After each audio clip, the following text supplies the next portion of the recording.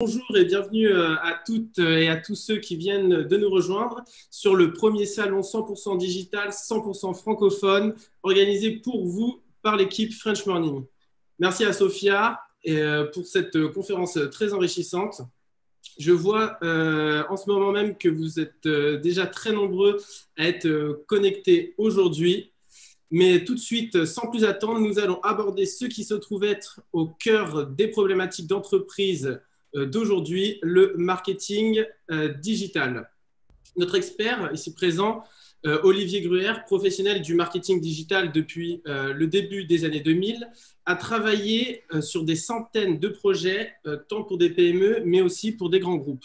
Aujourd'hui, à la tête de Royal Cheese Digital, agence basée à Los Angeles en Californie, il accompagne les entrepreneurs français aux États-Unis aussi bien dans leur stratégie marketing digitale que dans leur exécution.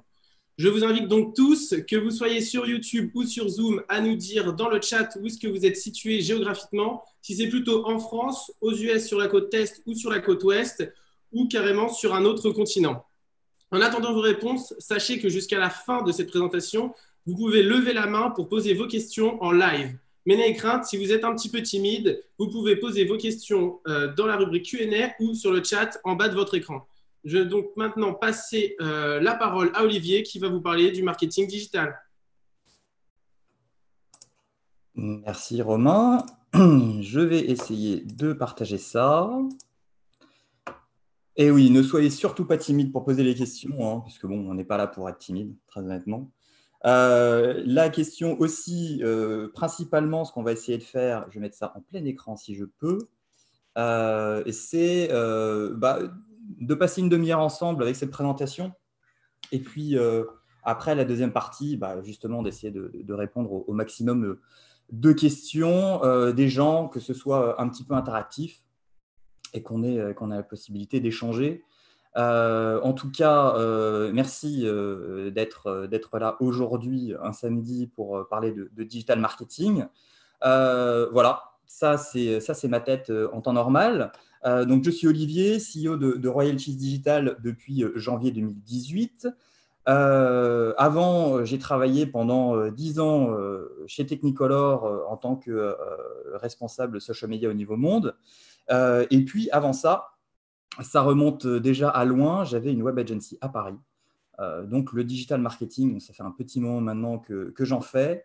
Avant même les réseaux sociaux, avant même tout ça avec les forums. C'est sûr qu'avant, c'était quand même beaucoup plus compliqué, mais ça a toujours été aussi passionnant. Alors, pourquoi on va parler de digital marketing aujourd'hui ? Pour la bonne raison que le marketing, en règle générale, est quand même quelque chose qui est super important dans votre stratégie business en règle générale. Ça, c'est les 8 piliers d'un business.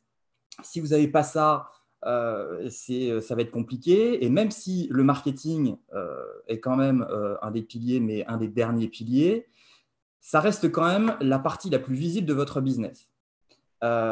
Et c'est là où le marketing, en règle générale, et surtout le digital marketing aujourd'hui, est super important, surtout aux États-Unis. C'est que le premier réflexe des gens, quand ils vont entendre parler de vous ou qui vont essayer de trouver des informations, qu'est-ce qu'ils vont faire ? Ils vont aller en ligne. Et ils vont soit tomber sur vos réseaux sociaux, soit ils vont tomber sur votre site web, ou alors directement sur la page LinkedIn, par exemple, du CEO, du CMO, ce genre de choses. Donc, forcément, la présence digital marketing de votre business, c'est super, méga important. En plus, le digital marketing vous permet de dépenser moins par rapport au marketing traditionnel qui peut quand même coûter bonbon. Touchez votre cœur de cible, les clients, surtout essayer d'attirer leur attention, l'attention qui est quand même, on va dire, la matière première des réseaux sociaux et du marketing digital en règle générale, et même, j'ai envie de dire, au-delà de ça, l'attention des gens, c'est vraiment la valeur première qu'on essaye d'atteindre en règle générale. De jouer sur le même terrain que vos concurrents, quelle que soit leur taille. Et ça, pour le coup, c'est un avantage concurrentiel qui est énorme. Et puis, personnalisez vos messages, ciblez les gens sur leur mobile, le mobile qui est quelque chose de super important aujourd'hui. Faut rappeler qu'aujourd'hui, on est sur du 60-40 point de vue au mobile quand on parle de trafic web. Donc, en règle générale, il vaut mieux parler de mobile first, c'est-à-dire d'avoir une stratégie qui est très ciblée mobile, évidemment suivant votre type de business, mais on est quand même là aujourd'hui. optimiser vos campagnes, calculer le ROI. Donc, bon, le digital marketing, c'est super important dans votre business. Et c'est surtout que le marketing digital, c'est un investissement à long terme. Certains pourront voir le marketing comme un coût parce que ça ne rapporte pas forcément d'argent directement. Mais si vous prenez ça comme ça, on est mal. Franchement, l'investissement long terme, c'est comme ça qu'il faut prendre le marketing digital. Donc, il y a 3 éléments clés qu'on va essayer de couvrir aujourd'hui pour développer votre marketing digital aux États-Unis. D'une, c'est la stratégie.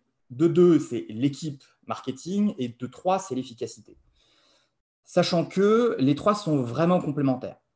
Il ne faut pas oublier qu'une équipe sans stratégie, ça veut dire que c'est une équipe, ils ne savent pas où ils vont, très clairement, ils n'ont pas de direction, donc c'est problématique, donc il n'y aura forcément pas d'efficacité.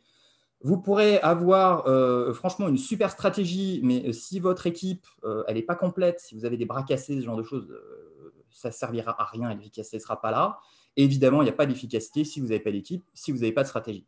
Donc les 3 sont vraiment, vraiment, vraiment complémentaires. Maintenant, la stratégie marketing, pour moi, c'est vraiment l'élément le plus important. Aujourd'hui, aux États-Unis, il y a des stats qui montrent que 45% des entreprises n'ont pas de stratégie digital marketing. Bon, moi, j'ai trouvé ça assez étonnant quand j'ai vu ça. Mais donc, quasiment une entreprise sur 2 n'a pas de stratégie marketing. Et donc, ils shootent un petit peu dans le noir. Et donc, notre ami Benjamin Franklin a dit quelque chose qui est quand même très vrai. En digital marketing, et je pense en business en règle générale, mais surtout en digital marketing, if you fail to plan, you plan to fail. Donc, basiquement, c'est si vous ne planifiez pas ce que vous faites, vous planifiez votre perte. Et c'est très vrai, surtout quand on parle de stratégie marketing. Donc, la stratégie marketing, quand on est surtout un entrepreneur français aux États-Unis, c'est extrêmement important. Pourquoi ? C'est ce que j'appelle la stratégie time is money. Quand on arrive aux États-Unis, et donc moi le premier, moi aussi je suis un entrepreneur aux États-Unis qui a investi de l'argent pour développer mon entreprise. Le but, plus que jamais, c'est d'atteindre la rentabilité le plus rapidement possible. Pourquoi ? Parce qu'on met quand même pas mal d'argent sur la table. Parce qu'il y a des enjeux pour l'entreprise en règle générale, pas forcément pour la branche américaine qui se crée. Donc, la stratégie, elle est super importante. Il faut que votre stratégie elle soit adaptée au marché américain. Pour ça, il faut avoir conscience que le marché américain, il a une taille assez conséquente. On parle quand même de 50 États, sans compter DC, sans compter Puerto Rico, si on les compte ou pas. Donc, on passe de 50 à 52 États. On parle de 330 millions d'habitants.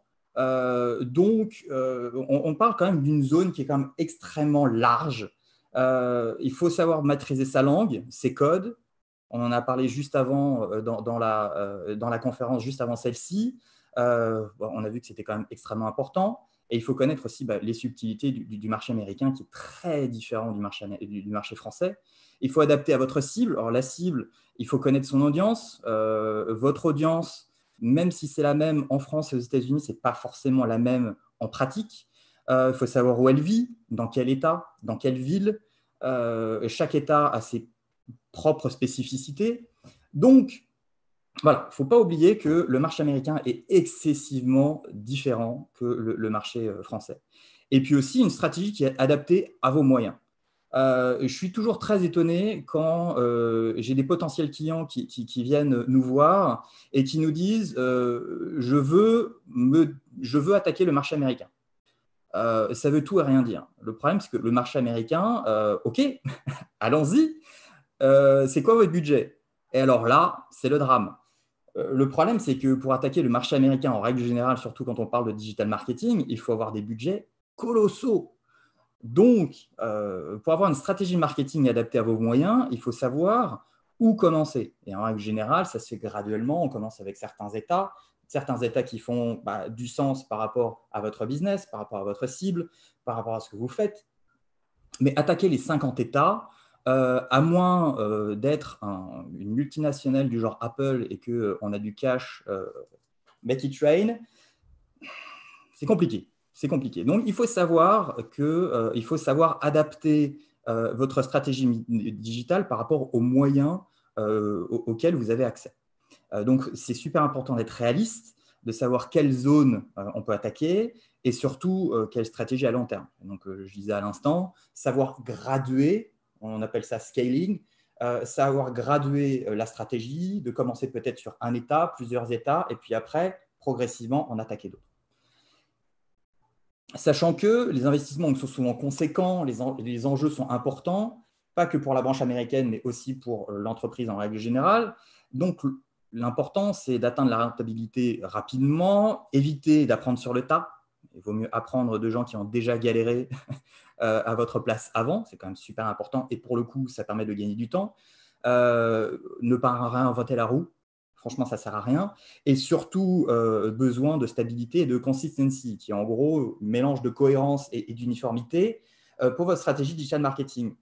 Et une des choses que moi je fais avec nos potentiels clients, c'est je leur montre le graphe qu'il a sur votre droite, qui montre en gros le PIB américain divisé 50-50. Voilà. Donc, pourquoi essayer d'attaquer l'intégralité des États-Unis, qui est donc un pays gigantesque, alors qu'en touchant 5% de la géographie américaine, on arrive déjà à toucher 50% du PIB américain. Et c'est là où, en fait, c'est là où la stratégie digital marketing, à partir du moment où on sait et on connaît un petit peu le marché, on connaît les chiffres, etc., c'est là où ça fait toute la différence parce que quand on voit ce graphe, déjà, ça ouvre un petit peu les yeux. C'est-à-dire que, bon, autant cibler ces zones-là au lieu de balancer des billets un petit peu partout et voir si c'est un peu les spaghettis. On jette sur le mur et puis on voit si ça colle. Non, ça, c'est perdre de l'argent. Donc, c'est pour ça que votre stratégie digital marketing est super importante dans ce cas précis. Donc, pour ne pas shooter dans le noir, pour essayer de faire en sorte de connaître le marché, la solution, c'est d'embaucher des marketeurs américains. En tout cas, c'est ce qu'on pense. Alors oui, c'est partie de la solution, mais l'équipe, c'est extrêmement important en digital marketing, en marketing en règle générale.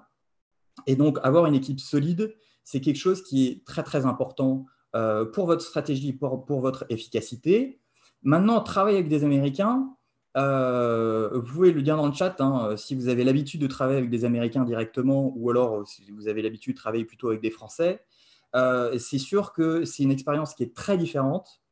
Et pour le coup, il y a certains pièges à éviter, surtout quand vous les embauchez. Donc, l'équipe marketing. Teamwork makes the dream work. Et c'est vrai qu'avoir une très, très bonne équipe marketing aux États-Unis et en règle générale, c'est quelque chose qui est extrêmement important pour votre efficacité et surtout pour construire votre équipe marketing. Déjà, il faut avoir une vision claire des responsabilités. Et c'est là où, moi, j'appelle ça la stratégie Tetris.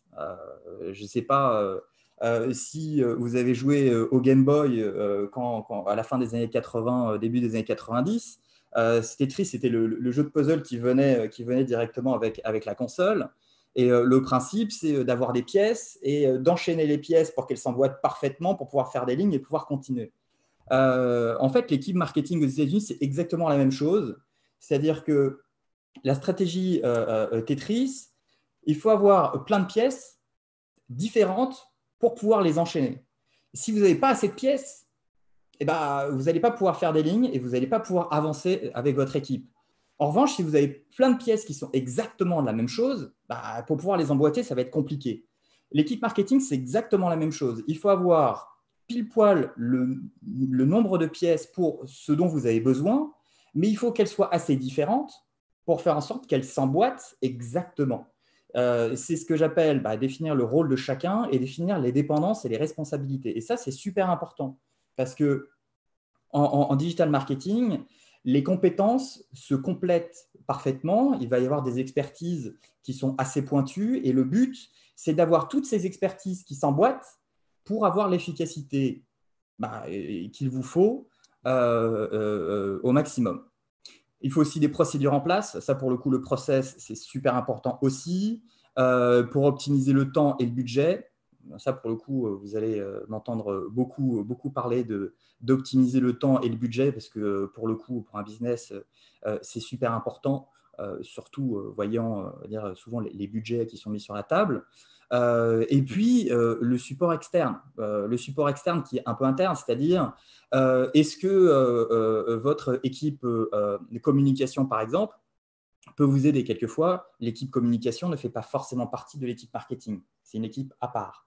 Est-ce que votre équipe IT peut aussi venir compléter votre équipe marketing, par exemple pour le développement de votre site Internet, peut-être pour le développement d'une application, pour tout ce qui est mobile, le conseil du board, donc les gens qui sont au top management, est-ce que aussi ils ont une vision marketing, est-ce qu'ils peuvent vous aider là-dessus, ou alors une agence externe, avoir une vision externe et avoir un support externalisé pour pouvoir venir équilibrer votre équipe. Donc ça, c'est quelque chose qui est super important, sachant que travailler à l'américaine, c'est très différent que travailler à la française. Déjà, moi le premier, recruter des locaux, quelquefois, c'est un peu obligatoire par rapport au type de visa que vous pouvez avoir. Moi, je suis toujours sur un visa E2.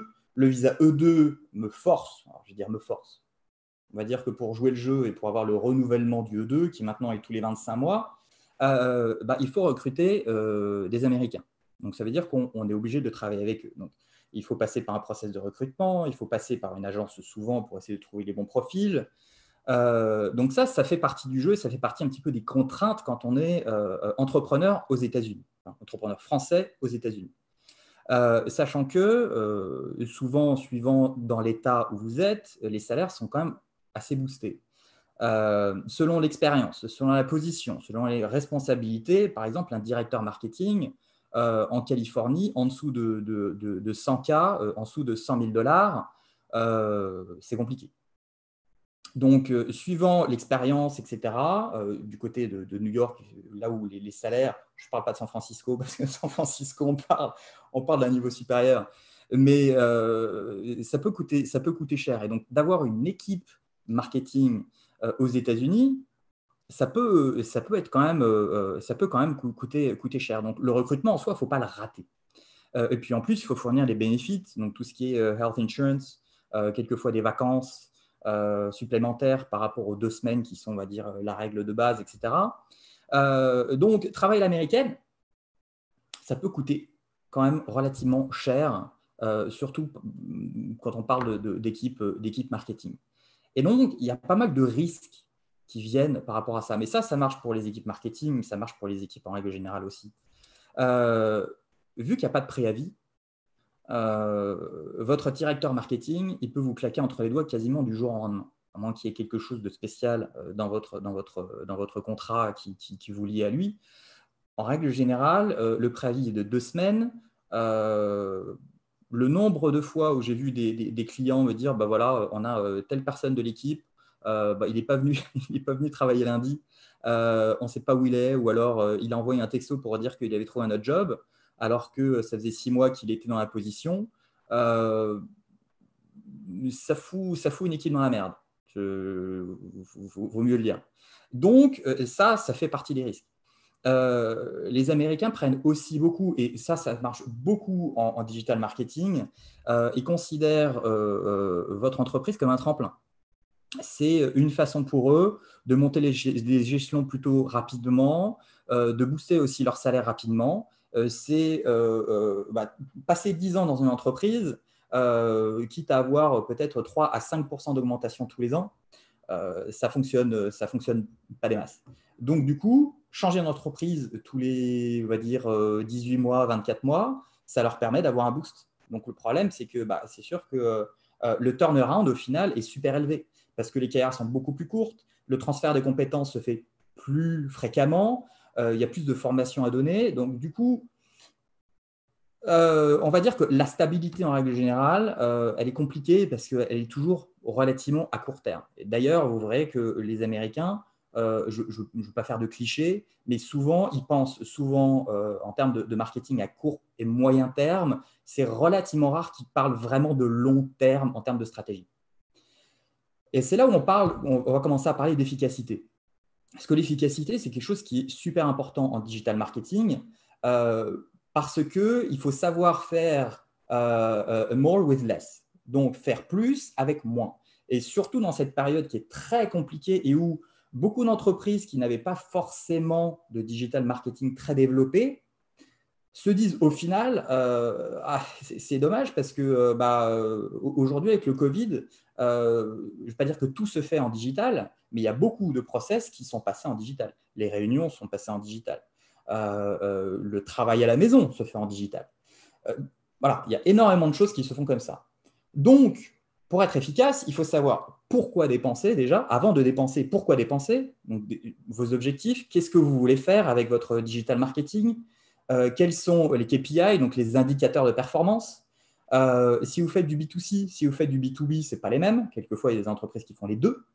Donc, les objectifs sont complémentaires, mais ne sont pas forcément les mêmes. En B2C, les KPI, ça sera certainement de vendre directement les produits.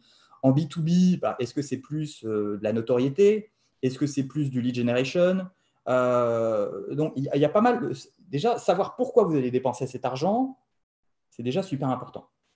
Ensuite, savoir où le dépenser, donc sur quel canal, suivant votre business. Est-ce qu'il faut faire du Instagram? Est-ce qu'il vaut mieux plutôt faire du LinkedIn? Est-ce que ça vaut vraiment le coup d'avoir un site internet? Oui, ça vaut le coup. Est-ce qu'il faut faire du TikTok? Est-ce qu'il faut faire du Instagram? Bon, ça, c'est savoir où vous allez dépenser votre argent. Et puis ensuite, savoir comment le dépenser. Et alors là, pour le coup, le comment, pareil, ça dépend de votre business et ça dépend aussi un petit peu de l'expérience que vous avez par rapport au digital marketing. Quels sont les formats? Donc, est-ce qu'il vaut mieux partir sur beaucoup de vidéos parce que votre audience est très réceptive au format vidéo? Est-ce que par exemple, du LinkedIn, parce que vous faites du B2B, c'est vraiment plus efficace? Ou est-ce qu'il ne faut pas faire une combinaison? Voilà. Est-ce qu'il faut faire du traditionnel? Est-ce qu'il faut faire plutôt de l'influence, du micro-influenceur, du gros influenceur si vous avez de l'argent? Voilà. Tout ça, ça fait partie de l'efficacité et de comment vous allez dépenser cet argent efficacement. Et puis ensuite aussi, optimiser le ROI. Là, pour le coup, l'avantage, c'est que le digital marketing, ça vous permet de calculer relativement facilement, on va dire, et d'optimiser ce ROI. Donc, il faut avoir une capacité d'analyse. L'analyse des données est super importante en digital marketing. De savoir sur un site internet d'où viennent les gens. Par exemple, est-ce qu'ils viennent de votre référencement naturel? Est-ce qu'ils viennent plutôt de vos campagnes social media? Est-ce que c'est plutôt de organique qui vient de LinkedIn? Ça, ce sont des choses qu'il faut absolument comprendre et savoir pour ensuite dire ça fonctionne. Ça ne fonctionne pas. On double down sur telle chose et puis ça, on arrête parce qu'on perd de l'argent dessus. La capacité d'analyse, ça va vous permettre de savoir ce qui fonctionne pas, c'est super important. Ensuite, aligner avec les sales. Ça, c'est une grosse frustration que j'avais dans mon ancienne boîte avant d'avoir Real Cheese. C'est qu'on avait des capacités digital marketing qui étaient assez énormes. Et notre KPI à nous, c'était de faire du lead generation avec toutes les campagnes qu'on faisait. Moi, j'étais responsable de toutes les campagnes social media, mais c'était complémentaire avec le site internet, avec le content stratégie, etc. Une fois qu'on avait ces lead generation, on donnait ça aux sales. Et puis, on ne savait pas ce que ça donnait. Et ça, c'était la frustration ultime parce qu'au final, la participation des sales qui sont en bout de chaîne, c'est super important pour vous en termes de marketing de savoir est-ce que les leads que vous avez générés, ou en tout cas, est-ce que le KPI que vous avez, au final, il a transformé en termes de chiffres. Parce qu'au final, si vous ne savez pas si les sales ils ont transformé ou pas, vous ne savez pas si vous êtes efficace.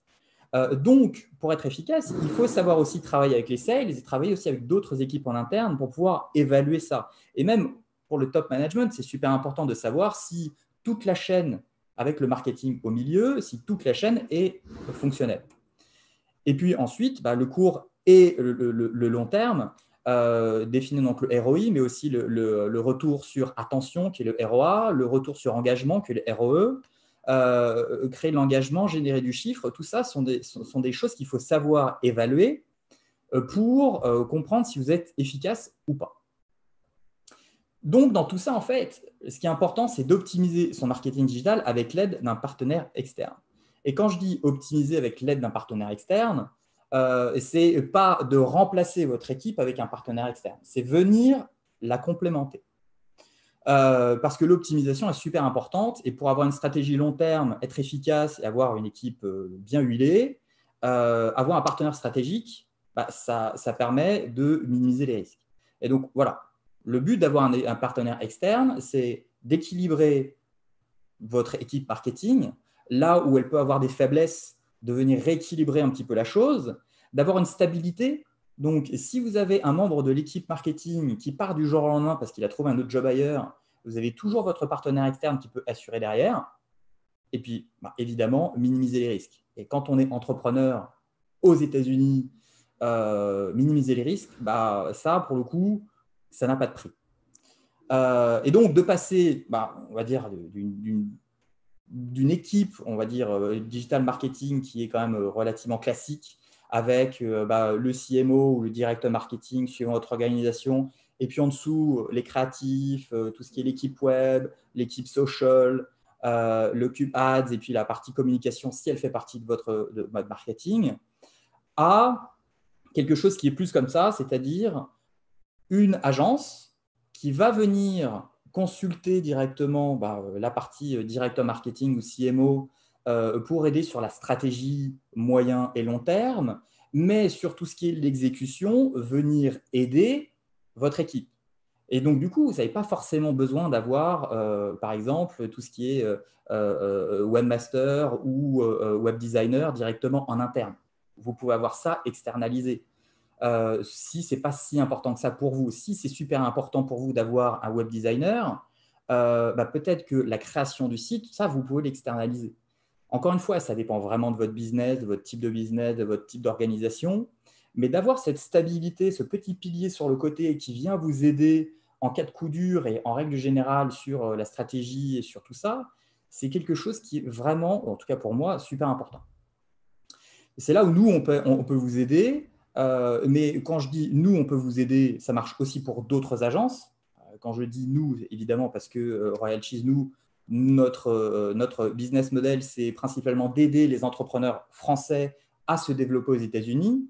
Maintenant, moi, je pense que l'important, en règle générale, quand on travaille avec des agences ou quand on travaille avec des clients, il faut aussi qu'il y ait une connexion. Il y a aussi des choses qu'il faut qu'il se passe.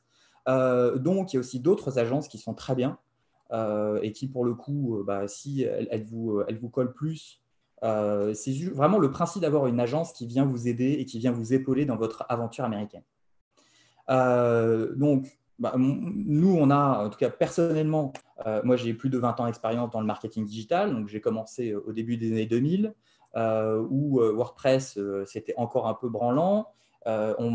Les réseaux sociaux, c'était des forums, il n'y avait pas encore de Facebook et tout ça, donc là, pour le coup, on est, on va dire, au Moyen-Âge presque du digital marketing. Une grosse expérience en B2B. On a de plus en plus aussi de clients en B2C, ce qui est quand même aussi une particularité par rapport à nous. La plupart des agences qui sont aux États-Unis focus plus sur du B2C parce que il y a plus de visibilité, peut-être qu'il y a plus de use case, etc. N'empêche que le digital marketing en B2B, c'est extrêmement important. Et donc, nous, on a beaucoup de clients qui font du B2B. On a une bonne spécialité là-dedans, je dois dire. Et puis, 10 ans d'expérience sur le marché américain. Donc, on connaît très bien le marché français, on connaît très bien le marché américain, et ça nous permet en fait de faire une parfaite passerelle entre les deux. On vous apporte aussi la créativité et le développement. Donc, on a des capacités internes de faire de la créa, de faire du développement aussi.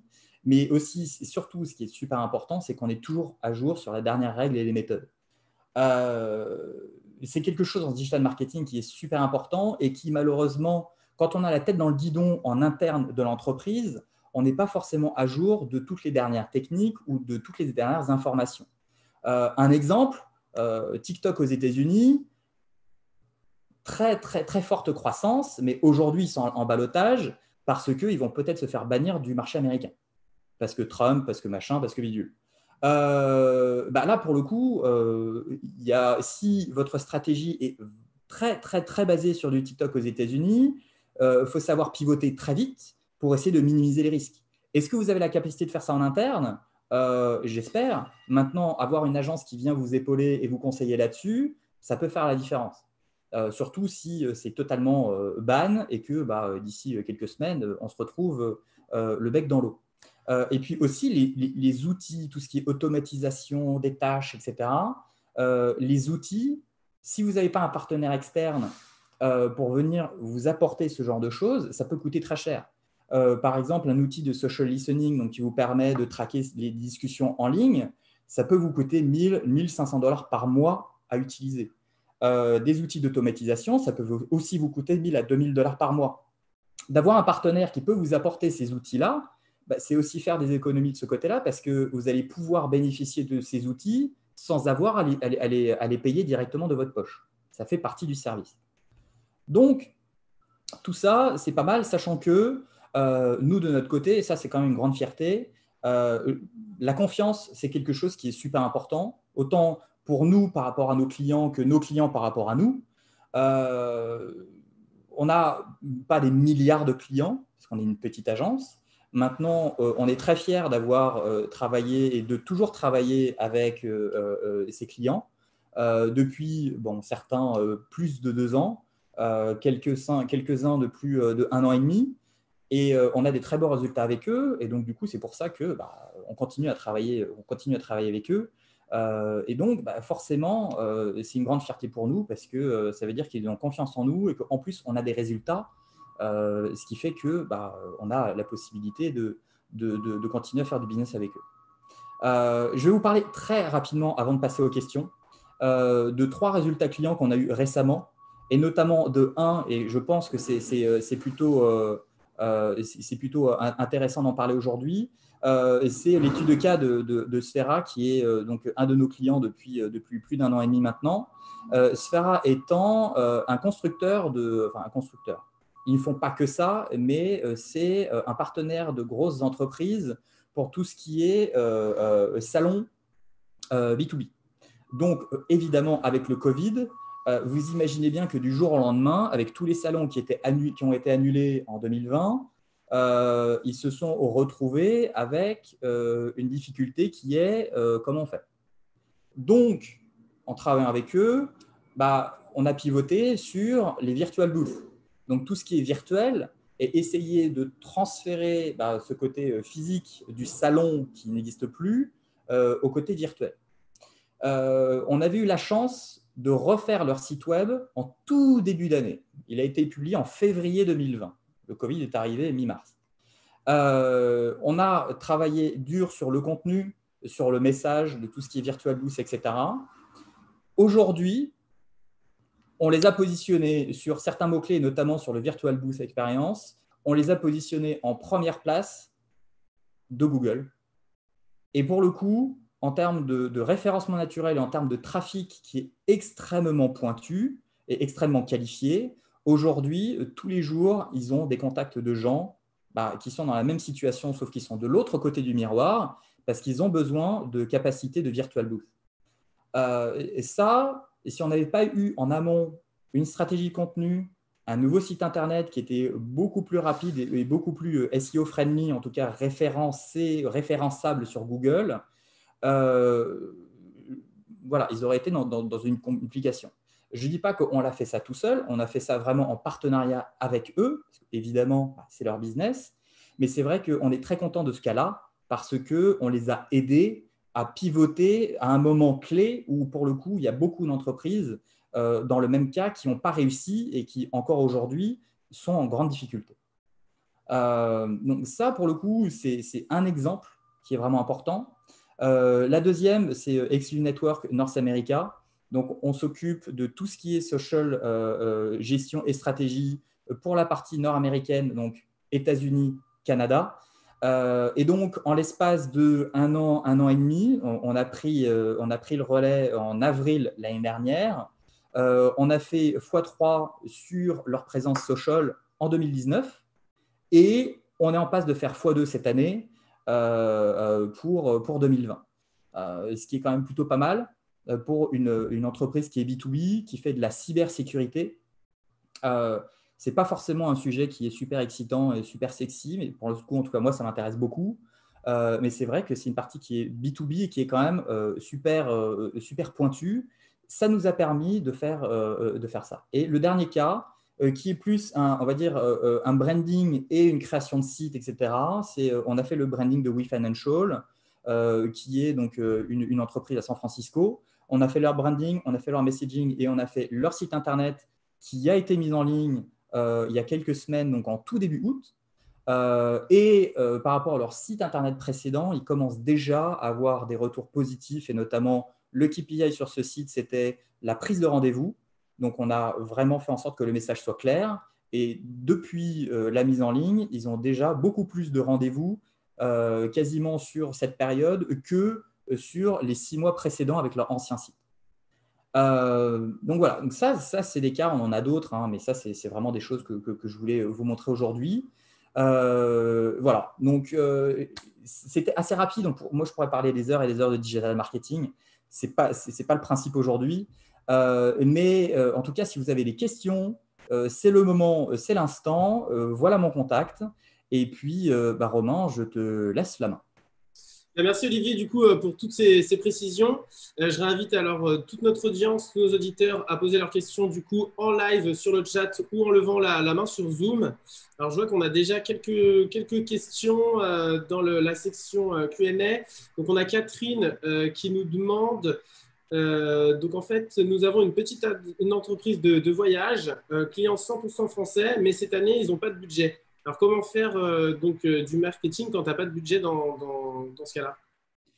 Alors, le marketing sans budget. Le digital marketing, il y a encore quelques années sans budget, c'était quand même beaucoup plus facile qu'aujourd'hui parce que c'est vrai que ça coûtait quand même beaucoup moins cher. Aujourd'hui, dans le voyage, on va dire que si on n'a pas de budget, stratégiquement, il vaut mieux se positionner sur des réseaux sociaux et des outils qui sont gratuits. Alors, quand je dis gratuit, c'est jamais vraiment gratuit. En revanche, par exemple, on pourrait se dire, on va attaquer du Facebook et puis on va attaquer du Instagram. Aujourd'hui, par exemple, Facebook, c'est vraiment un pay-per-play. C'est-à-dire, si on ne paye pas pour avoir du reach, donc pour pouvoir atteindre même les gens qui suivent déjà votre page, c'est quasiment mort. Alors que Instagram, il y a encore des parties où organiquement, donc sans payer, on peut quand même développer son audience et faire en sorte qu'on ait des gens qui nous suivent sans être obligé de payer. Donc moi, ce que je ferais si je n'ai pas de budget, c'est d'identifier ces plateformes pour faire en sorte d'optimiser ou encore, on peut faire des choses bien sans dépenser de l'argent. Donc aujourd'hui, là, je suis en train de killer mon business model, mais ce n'est pas grave. Mais pour répondre à la question, je pense que moi, si je n'avais pas de budget, je ferais du Instagram parce qu'il y a encore du reach à faire gratuitement. J'éviterais de mettre trop d'énergie dans Facebook parce que Facebook, il faut payer, clairement. S'il y a un petit budget, pour le coup, Facebook, ça peut être vraiment très efficace. Peut-être du TikTok. Après, c'est plus si la cible est vraiment jeune. Donc, ça dépend du type de cible. Et puis, à côté, tout ce qui est emailing. Développer ma base email parce que l'emailing aujourd'hui, c'est quelque chose qui est encore très puissant et qu'avoir la possibilité d'avoir une belle base de données avec des emails de gens qui sont très ciblés, pas besoin d'avoir des milliards de personnes dedans, ça, c'est bien. En revanche, n'oubliez pas une chose, il faut être GDPR compliant, donc respecter le RGPD. Et si vous travaillez aux États-Unis, il faut aussi être CCPA compliant, qui est le RGPD californien. Pour respecter les règles, ça vit des emmerdes. Voilà. Ok, super, merci pour ces précisions. On a Corentin qui a levé la main. Corentin, est-ce que tu nous entends?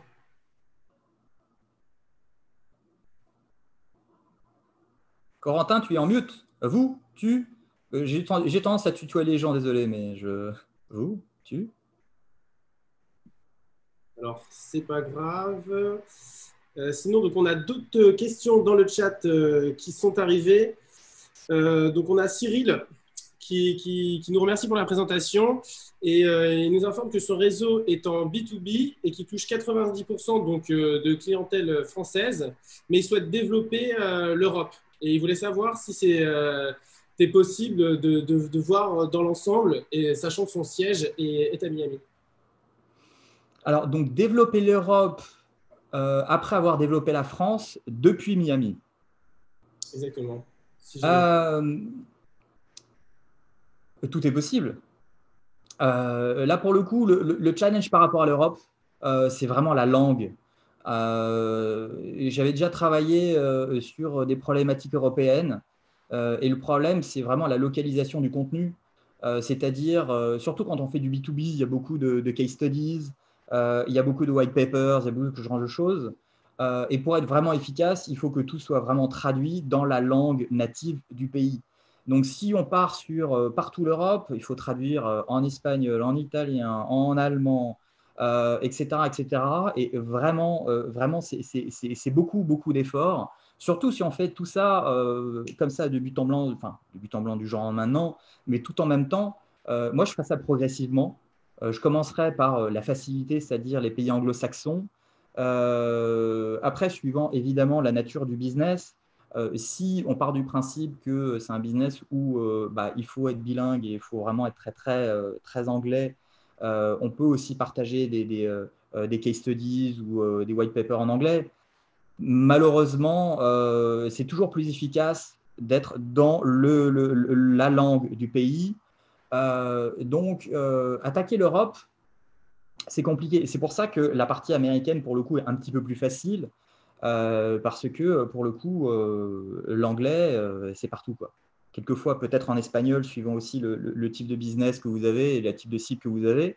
Mais voilà, l'anglais principalement à 90% et peut-être 5 à 10% en espagnol. Donc, l'Europe, je pense que c'est compliqué, surtout avec le décalage horaire depuis Miami. Je pense pour le coup, il vaut mieux avoir un partenaire en Europe pour venir se faire accompagner. Ok. Ok, merci. Du coup, on a Catherine qui a levé la main. Donc, Catherine, est-ce que tu nous entends? Oui, vous m'entendez aussi? Oui. Super. Oui, bonjour Olivier, bonjour Romain. En Bonjour. tout cas, merci d'abord pour toutes vos explications et c'est vraiment sympathique. Ouais. Alors, je fais juste un petit résumé, 10 secondes. En fait, j'ai une entreprise depuis maintenant 10 ans en Arizona, à Phoenix, qui est de voyage. Donc, c'est moi qui ai écrit la question précédente. Donc, vous savez que le tourisme, c'est la chute vertiginale à 0%. C'est-à-dire que nous avons dû annuler 100% de tous nos dossiers cette année. Ça veut dire que nous avons une année blanche, c'est-à-dire une année zéro revenu. Et comme nous sommes visa E2, vous ne pouvez pas demander un unemployment pour vivre. Et donc, pour survivre, il a fallu trouver des stratégies d'emprunt, d'amis, de famille pour arriver à continuer à vivre parce qu'évidemment, nous avons toujours nos frais.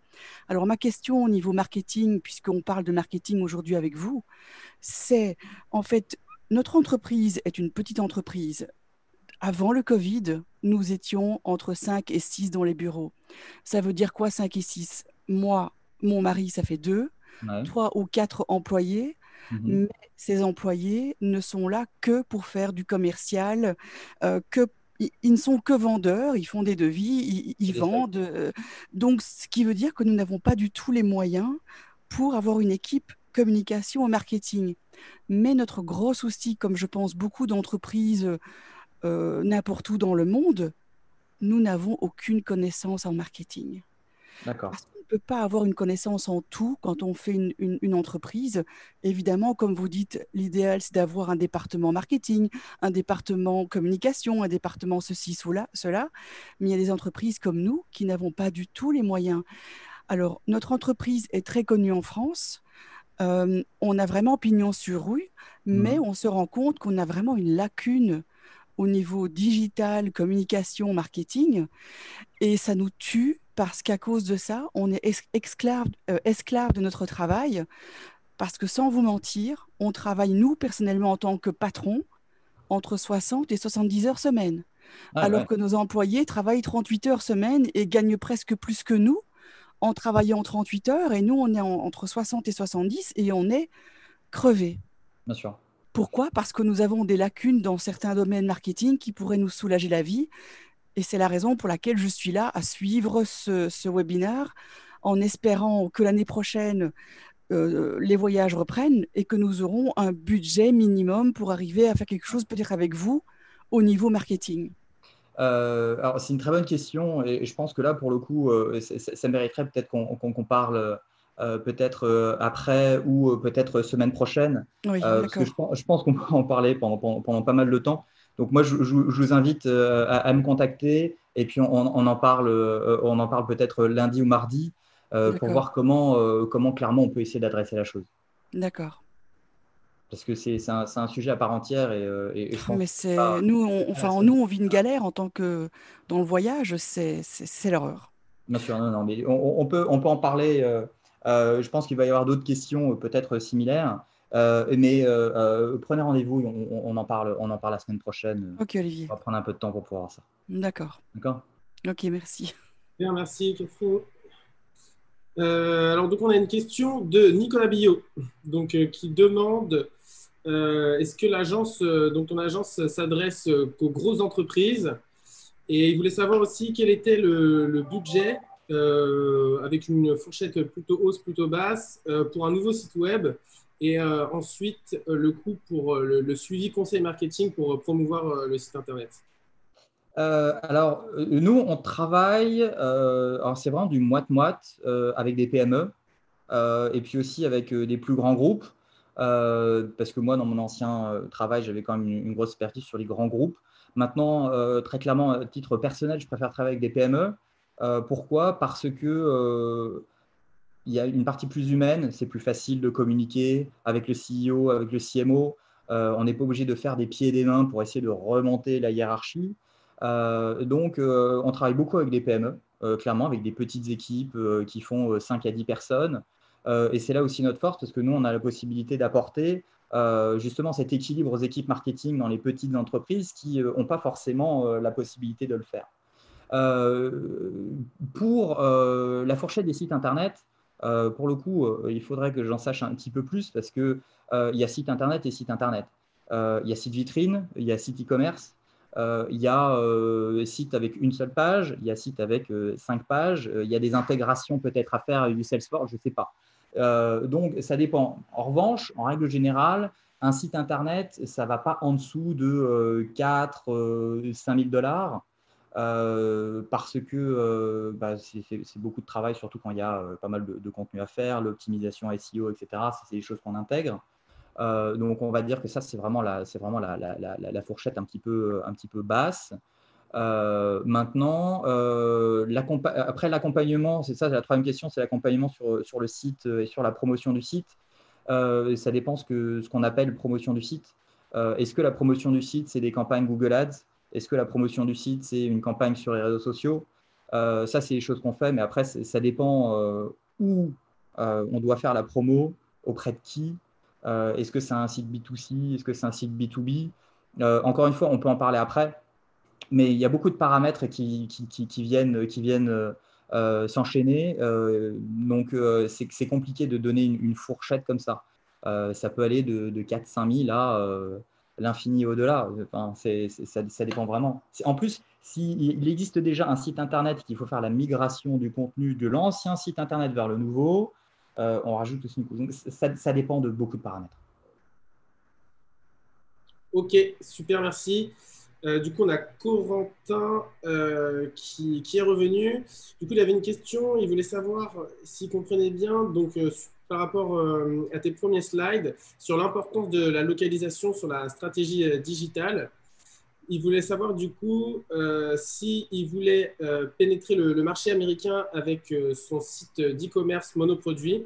Est-ce qu'il faut Ouais. privilégier une stratégie marketing de localisation?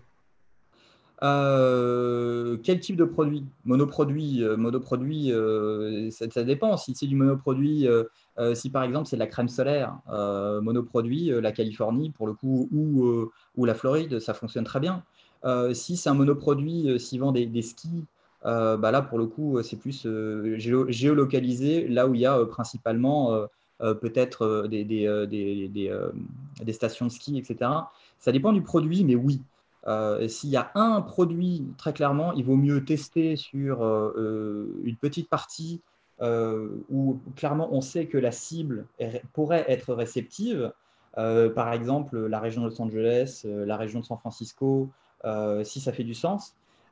Et puis voir ce qui ne fonctionne pas, et après scale up, c'est-à-dire rajouter des villes au fur et à mesure, suivant le budget qui est accessible. Sachant qu'en règle générale, l'argent qu'on se fait via la campagne, on le réinvestit dedans pour pouvoir avoir de plus en plus de villes dans la campagne. Il y a des villes qui vont forcément fonctionner, il y a des villes qui vont moins fonctionner. Après, c'est un problème de voir si ça ne fonctionne pas assez. Dans ces cas-là, on remplace ou on complémente. Mais oui, c'est ce que je ferais. D'accord. Super, merci. Alors, est-ce qu'on a d'autres questions? Je crois qu'on a fait le tour. Du coup, je te remercie, Olivier, ainsi que Royal Cheese Digital du coup, pour cette présentation et toutes ces réponses. Si voilà, vous avez d'autres questions, vous pouvez prendre contact directement avec Olivier par mail ou via votre smartphone grâce au QR code qui s'affiche à votre écran. C'est très simple, c'est comme au restaurant, il vous suffit juste de scanner l'image avec votre caméra. Mais dépêchez-vous, je crois qu'il ne lui reste plus beaucoup de place dans son agenda pour la journée. Donc voilà, je vais laisser le QR code, vous pouvez laisser le temps. Donc voilà, merci Olivier. Je vous en prie, c'était un plaisir. Très intéressant. Et du coup, voilà, la conférence étant terminée, donc je vous invite tous à naviguer donc sur le salon dans les différentes salles, suivant le programme qui s'affiche à votre écran. Donc, vous pouvez aller sur notre site internet, donc bienvivreauxus.com, le tout attaché. Donc, à la salle numéro 1, nous allons aborder la couverture santé pour les Français aux USA. Sur la salle numéro 2, nous allons parler de l'immobilier, de comment acheter à New York. Et enfin, ici même, sur la salle numéro 3, nous allons parler de comment attirer, retenir et récompenser ses salariés. On se retrouve dans une poignée de secondes pour suivre la prochaine conférence, comment attirer, retenir et récompenser ses salariés.